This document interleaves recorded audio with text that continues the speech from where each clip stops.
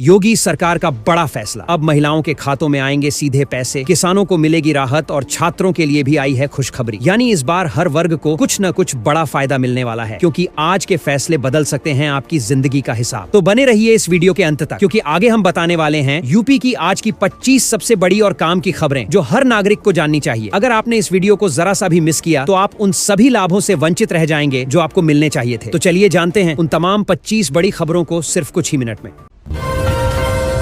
उत्तर प्रदेश सरकार ने उज्ज्वला लाभार्थियों के लिए साल में 2 मुफ्त एलपीजी रिफिल की घोषणा की, जिसका लाभ 2 चरणों में अक्टूबर-दिसंबर 2025 और जनवरी-मार्च 2026 के बीच दिया जाएगा। सरकार ने इसके लिए 1500 करोड़ रुपए आवंटित किए हैं और पहले चरण में 1,23,00,000 आधार प्रमाणित लाभार्थियों को कवर करने की तैयारी है। राशि एडवांस में जारी कर वितरण सुचारू रखने की व्यवस्था की गई। दिल्ली के लाल किले के पास कार विस्फोट के बाद नोएडा और गाजियाबाद में आज हाई अलर्ट है। बॉर्डर, मेट्रो स्टेशन, मॉल और बस अड्डों पर जांच बढ़ी। ड्रोन और सीसीटीवी मॉनिटरिंग के साथ पुलिस ने गेटवे पॉइंट्स पर सघन तलाशी चलाई। मुख्यमंत्री योगी आदित्यनाथ ने सुरक्षा समीक्षा के निर्देश दिए हैं। यात्रियों से वैकल्पिक मार्ग और अतिरिक्त समय रखने की अपील हुई।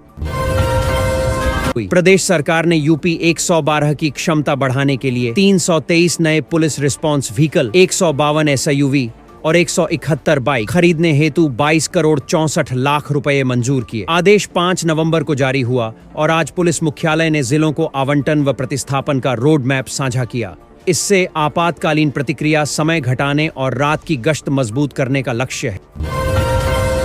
लखनऊ में आज वायु गुणवत्ता अनहेल्दी श्रेणी में दर्ज की गई। रियल टाइम एक्यूआई 150 से 190 के बीच उतार चढ़ाव के साथ PM 2.5 मान सुरक्षित सीमा से कई गुना ऊपर रहा। स्वास्थ्य विशेषज्ञों ने संवेदनशील लोगों को घर में रहने, मास्क पहनने और सुबह शाम आउटडोर गतिविधि सीमित करने की सलाह दी है। प्रशासन ने पानी का छिड़काव व ट्रैफिक डिसिप्लिन बढ़ाने की बात कही। प्रयागराज सहित प्रदेश में संपत्ति पंजीकरण सेवाएं 8 से 11 नवंबर तक सर्वर माइग्रेशन के कारण निलंबित रहीं, जिसका आज अंतिम दिन रहा। रिकॉर्ड्स को नेशनल गवर्नमेंट क्लाउड पर शिफ्ट किया जा रहा है ताकि गति, स्थिरता और पारदर्शिता बढ़े। विभागीय टीमें टेस्टिंग की निगरानी कर रही हैं और अपग्रेड के बाद प्रसंस्करण समय घटने की उम्मीद है।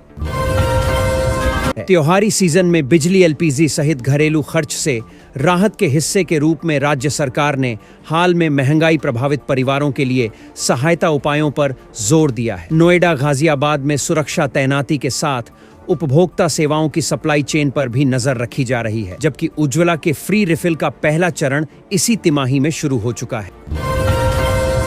डीएनडी फ्लाईवे पर आज से सतह मरम्मत कार्य शुरू हुआ, जो 2 महीने चलेगा। ऑफ पीक घंटों रात 11 से सुबह 6 और दोपहर 12 से 4 में काम होगा और एक समय में केवल 2 लेन खुली रहेंगी। नोएडा दिल्ली और दिल्ली नोएडा कैरिजवे क्रमशः चरणों में रिपेयर होंगे। यात्रियों को कलिंदी कुंज और चिल्ला बॉर्डर जैसे वैकल्पिक मार्ग अपनाने की सलाह दी गई। गौतम बुद्ध नगर में मतदाता सूची विशेष संक्षिप्त पुनरीक्षण के तहत आज से सोसाइटी और गांवों में शिविर लगाए जा रहे हैं। बूथ लेवल अधिकारी घर घर सत्यापन कर रहे हैं और फॉर्म 6 से नया पंजीकरण तथा फॉर्म 8 से सुधार किए जा रहे हैं। 15 नवंबर को वेस्ट ग्रेटर नोएडा की एक सोसाइटी में बड़ा कैंप होगा। प्रशासन जागरूकता अभियान चला रहा है। वाराणसी में आज तड़के 2 ट्रकों की टक्कर में एक चालक की मृत्यु हो गई। पुलिस के अनुसार स्थानीय गांव वालों ने दुर्घटनाग्रस्त ट्रक से गिरी सीमेंट की बोरियां उठा लीं, जिनकी बरामदगी के लिए छापेमारी चल रही है। हाईवे पर कुछ समय के लिए ट्रैफिक डायवर्जन किया गया और अब यातायात सामान्य है। पोस्टमार्टम के बाद आगे की कार्रवाई जारी है। लखनऊ निवासी एक डॉक्टर की गिरफ्तारी से जुड़े आतंकी मॉड्यूल मामले में नई जानकारियां सामने आई। जांच एजेंसियों के मुताबिक महिला आरोपी को प्रतिबंधित संगठन के महिला विंग की सक्रियता बढ़ाने का काम सौंपा गया था। फरीदाबाद से हुई हिरासत के बाद यूपी में भी पूछताछ और डिजिटल फुटप्रिंट की जांच तेज कर दी गई।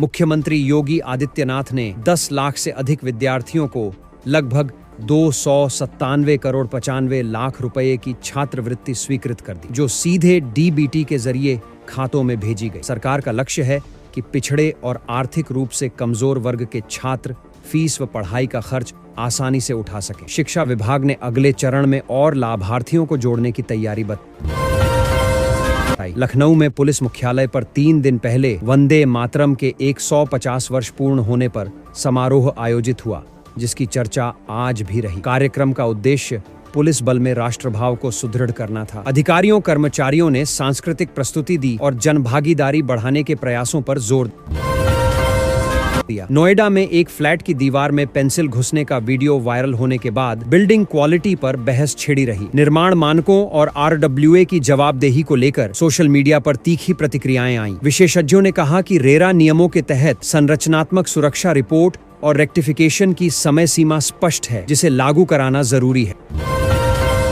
प्रयागराज रजिस्ट्रेशन विभाग के सर्वर माइग्रेशन के चलते दस्तावेज पंजीकरण ठप रहने से आज भी कई आवेदक प्रभावित रहे। विभाग का कहना है कि अपग्रेड के बाद ऑनलाइन अपॉइंटमेंट और ई-स्टैंपिंग प्रक्रिया तेज होगी तथा समय 10 मिनट तक घटाया जा सकेगा। नागरिकों से गैर जरूरी विजिट टालने की अपील की गई।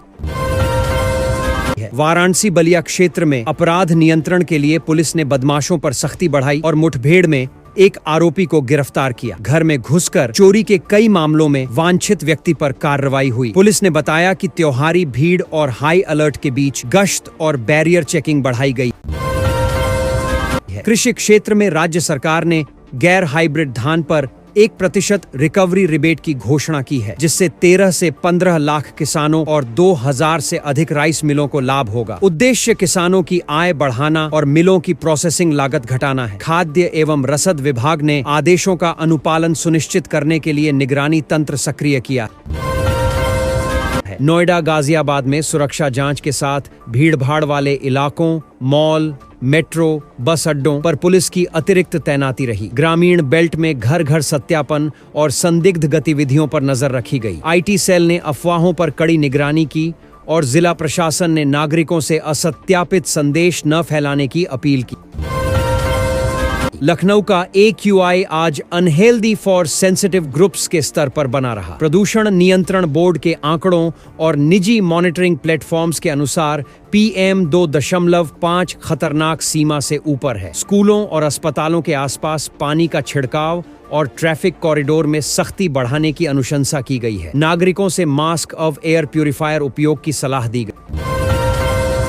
दिल्ली से जुड़ाव रखने वाले यात्रियों के लिए DND फ्लाईवे पर आंशिक लेन बंदी के कारण आज से यात्रा समय बढ़ा। नोएडा टोल ब्रिज कंपनी ने कहा कि माइक्रो सरफेसिंग और शोल्डर मेंटेनेंस से दीर्घकालिक टिकाऊपन बढ़ेगा। ट्रैफिक पुलिस ने रियल टाइम डायवर्जन अपडेट जारी करने और पिक ऑनवर मैनेजमेंट की योजना बताई।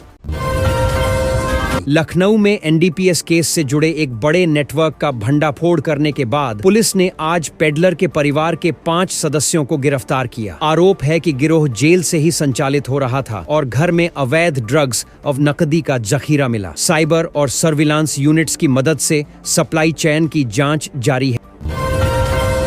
किसानों के लिए बड़ी राहत के रूप में गन्ने का राज्य परामर्शित मूल्य 2025 से 26 पेराई सत्र के लिए 30 रुपये बढ़ाकर अग्रिम किस्म 400 रुपये और सामान्य किस्म 390 रुपये प्रति क्विंटल कर दिया गया है। सरकार का अनुमान है कि इससे किसानों की आय में हजारों करोड़ का अतिरिक्त प्रवाह होगा। चीनी मिलों को समय पर भुगतान के कड़े निर्देश दिए गए हैं। अयोध्या में 25 नवंबर को प्रधानमंत्री नरेंद्र मोदी के 3 घंटे के दौरे की आधिकारिक तैयारियां तेज हैं। रामलला के दर्शन और आरती के साथ मंदिर निर्माण पूर्णता की औपचारिक घोषणा प्रस्तावित है। प्रशासन ने यातायात आवास व्यवस्थाओं की समीक्षा की और भीड़ प्रबंधन के लिए अतिरिक्त स्वयंसेवक तैनात करने की योजना बनाई। लखनऊ पुलिस ने आज कई चौराहों पर नाइट ड्राइविंग चेकिंग ड्राइव चलाया, जिसमें ड्रिंक एंड ड्राइव और बिना हेलमेट चालकों पर कार्रवाई हुई। हाई अलर्ट के मद्देनजर बस स्टेशनों और बाजारों में QRT तैनात की गई। कंट्रोल रूम से CCTV फीड की लाइव मॉनिटरिंग कर भीड़भाड़ वाले क्षेत्रों में पेट्रोलिंग बढ़ाई गई। नोएडा के आवासीय सेक्टरों में मतदाता पंजीकरण शिविरों में आज अच्छी भीड़ रही। पहली बार वोटरों और एड्रेस चेंज आवेदकों के लिए ऑन द स्पॉट फॉर्म स्वीकार किए गए। चुनाव कक्ष ने 15 नवंबर के मेगा ड्राइव के लिए अतिरिक्त पर्यवेक्षकों और हेल्प डेस्क लगाने की घोषणा की, ताकि लंबित मामलों का निस्तारण तेजी से।